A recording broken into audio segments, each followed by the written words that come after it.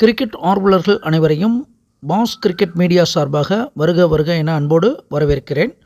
இந்திய அணி இரண்டாம் தர அணியை ஜிம்பாப்வேவிற்கு அனுப்பி வைத்து 5 T20 போட்டிகள் நடக்கிறது. அதில் முதல் போட்டி முடிஞ்சிருச்சு. இப்போ இரண்டாவது போட்டி.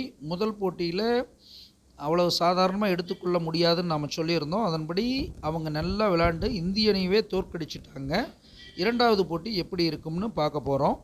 இதில் இரண்டாவது போட்டியை பொறுத்தளவுக்கு Sikandar Raza, Clive Madande, Tadiwanashe Marumani, Wessly Madhevere, Tendai Chatara, Luke Jongwe, Brian Bennett இவங்கெல்லாம் ஜிம்பாப்வே அணிக்காக சிறப்பான செயல்படுத்துவாங்க. இந்திய அணியை பொறுத்தளவுக்கு சுப்மன் கில், அபிஷேக் சர்மா, ருத்ராஜ் கெய்க்வாட், வாஷிங்டன் சுந்தர், முகேஷ் குமார், ரவி பிஷ்னாய், கலீல் அகமது இவங்கெல்லாம் தன்னுடைய அணிக்காக பேட்டிங், ஃபீல்டிங், பவுலிங்கில் கொஞ்சம் சிறப்பாக செயல்படுவாங்கங்கிறது இன்றைய போட்டியில் தெரிகிறது. அப்போ முதல் போட்டியில் பெற்ற தோல்விக்கு பழி தீர்க்கும் விதமாக இந்திய அணி விளையாண்டு வெற்றி பெறுமா அப்படின்னு தான் கேள்வி வந்தது. இந்தியாவுடைய உதயாதிபதி மதி பார்த்திங்கன்னா உச்சபலத்தில் லாபஸ்தானத்தில் போய் உட்கார்றது. இந்த போட்டியில் இந்திய அணி வெற்றி முனைப்பு காட்டுவாங்க. அதே போல் ஜிம்பாப்வேவுடைய அதிபதி பார்த்திங்கன்னா மந்தன், அவர் 6ஆம் இடத்துல போய் உட்கார்ந்துருக்கிறது சிறப்பில்லை என்றாலும் கூட இந்தியாவை அவ்வளோ சீக்கிரம் டஃப் கொடுப்பாங்க, அவ்வளோ சீக்கிரம் எளிதாக வெற்றி பெற விட மாட்டாங்கன்றதை காமிக்கிறது.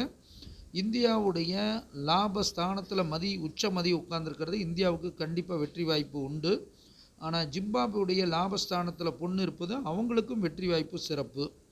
ஆனால் ஜிம்பாப்வேவுடைய லாபத்தின் அதிபதி பார்த்திங்கன்னா போய் 12 விரயஸ்தானத்தில் நஷ்டத்தில் உட்கார்றது ஜிம்பாப்வேவுக்கு ஒரு பின்னடைவு. அதே போல் இந்தியாவுடைய லாபாதிபதி புகர் பார்த்திங்கன்னா இந்தியாவை நோக்கி வருவது இந்திய அணிக்கு சிறப்பு. ஜிம்பாப்வேவுக்கு அட்டமாதிபதி கதிர் நோக்கி வருவது நஷ்டம், சேதாரம், சங்கடத்தை காட்டுது.